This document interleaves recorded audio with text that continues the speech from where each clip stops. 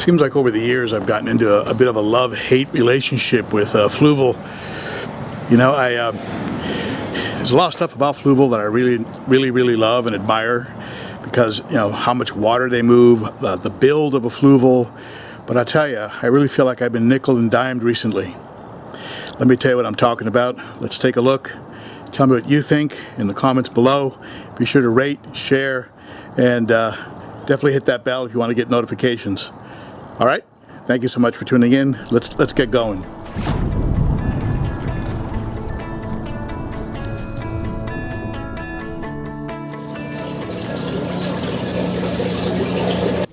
You can see the mineral and build up on the valve here, the outflow valve there, and the little puddle of water. It failed about a month after this one. This is a brand new valve that I had just replaced, and then this one went ahead and failed as well, as you can see. So fortunately, I had followed my own advice, and I had a few of these valves on hand, and they're not cheap, but I do suggest you do keep a couple of them around.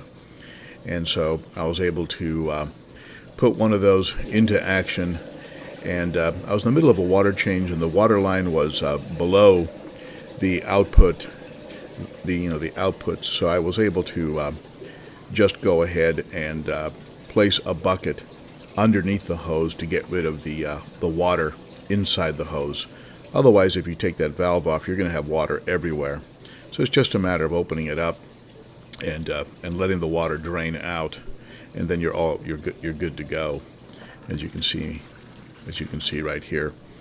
So removing that valve is very easy. Just a flathead screwdriver and a couple turns, and then you go ahead and slip the new one in there, and just be sure don't over tighten. When you're using metal together with plastic, it's easy to over tighten and crack things.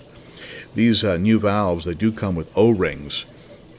My O-rings are in pretty good shape, so I didn't really need to replace them. Instead, I just put a little bit of food-grade silicone on them, and that pretty much got them good to go. But it's good to have a few of those spare O-rings laying around anyway.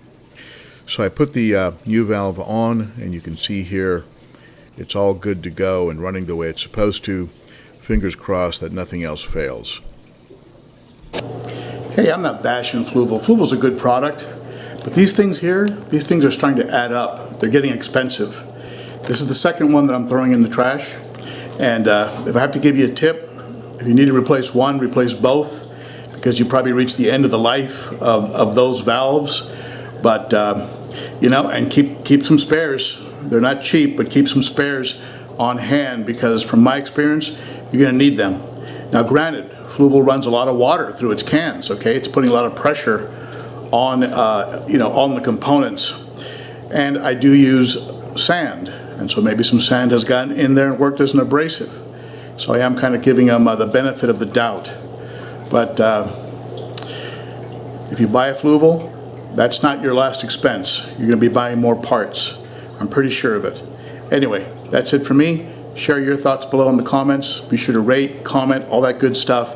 And join me on Saturdays for a live stream if you care to. And that's all for me. Thank you so much.